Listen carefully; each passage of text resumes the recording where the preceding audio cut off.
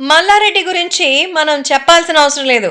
గతంలో BRS party, అలాగే Congress party అంటూ ఎటెళ్దామో తెలియనటువంటి రేంజ్‌లో మరి సోషల్ మీడియాలో అయితే మస్తు ఫేమస్‌గా మరి చాలా రకాల వీడియోలతోనూ, మీమ్స్‌తోనూ మల్లారెడ్డి బాగా ఫేమస్. సో, మల్లారెడ్డికి సంబంధించిన కాలేజీలు, బిజినెస్‌లు మరి కాంగ్రెస్ ప్రభుత్వం అయితే వెనకబట్టి తరుముతుంటే పాపం బీఆర్ఎస్ పార్టీ నుంచి కాంగ్రెస్ లోకి జంప్ చేసి సేఫ్ అయిపోతాడేమో అని అనుకున్నారు. రేవంత్ రెడ్డి పెట్టేటువంటి టార్చర్ కి ఇక రేవంతే శరణం మహాప్రభు అంటారు అనుకున్నారు. కానీ ఇప్పుడు తెలంగాణలో మల్లారెడ్డి టీడీపీ గూటికి వెళ్ళిపోతున్నారట. తెలంగాణలో రాష్ట్ర రాజకీయాలు చాలా చాలా డిఫరెంట్ గా ఉంది. ఇప్పటికే 7 మంది బీఆర్ఎస్ ఎమ్మెల్యేలు కాంగ్రెస్ లోకి వెళ్ళిపోయారు. ఇప్పుడు మరో ఎమ్మెల్యే మరి పార్టీ మారడానికి రెడీగా ఉన్నారు. మాజీ మంత్రి, ఎమ్మెల్యే మల్లారెడ్డి కూడా పార్టీ షిఫ్ట్ అవుతారని ఎప్పటి నుంచో చెప్పుకుంటున్నారు. తెలంగాణ రాజకీయాల్లో మల్లారెడ్డి అంటే తెలియనటువంటి వాళ్ళు ఎవ్వరూ ఉంటారు కదా. ఆయన కాలేజీలు, బిజినెస్ గురించి ఎప్పుడూ కూడా నోట్లో నానుతూనే ఉంటుంది.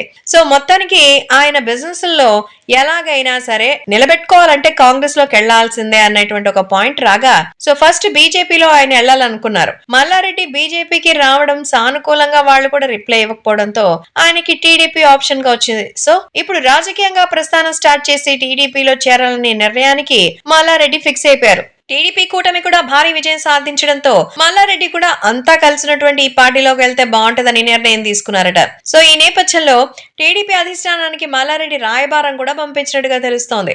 తెలంగాణలో టీడీపీకి పెద్దగా బలం లేకపోయినా తనకి ప్రభుత్వం నుంచి ఇబ్బందులు రాకుండా ఉండాలంటే చంద్రబాబు శరణమే మంచిదని మల్లారెడ్డి అనుకుంటున్నారు. తెలంగాణలో టీడీపీకి సరైన లీడర్ లేకపోవడమే మల్లారెడ్డి చేతికి అధికారం వస్తుందేమో టీడీపీకి సంబంధించి అని ఆయన పాపం ఊహలేసుకుంటున్నారు. తనతో పాటు ఒకరిద్దరు ఎమ్మెల్యేలు టీడీపీలోకి తీసుకెళ్తే తెలంగాణ పార్టీ టీడీపీ అధ్యక్ష పదవి తనకే వస్తుందని, రేవంత్ రెడ్డితో చంద్రబాబుకి కాస్త మంచి సన్నిహిత సంబంధాలు ఉండడం వల్ల కాంగ్రెస్ ప్రభుత్వం తనని టార్చర్ చేయడం మరియు కాస్తంత రిలాక్స్ అవుతుందని, ఏపీలో బీజేపీ టీడీపీ మిత్రపక్షంగా ఉండడంతో తెలంగాణలో కూడా తనకి బీజేపీ ప్రొటెక్ట్ చేస్తుందని, రాజకీయ పరిస్థితుల నేపథ్యంలో టీడీపీలో చేరితేనే తనకు అన్ని విధాలా సేఫ్ అని మల్లారెడ్డి క్యాలిక్యులేషన్స్ వేసుకున్నారట. అన్ని అనుకున్నట్టు జరిగితే కొద్ది రోజుల్లోనే మల్లారెడ్డి టీడీపీ తీర్థం పుచ్చుకోవడం ఖాయంగా కనిపిస్తోంది. మరి మల్లారెడ్డి బీఆర్ఎస్ ను వీడి టీడీపీలో ఎప్పుడు చేరతారన్న విషయం తెలియాలంటే మనం ఇంకొద్ది రోజులు ఎదురు చూడాల్సిందే.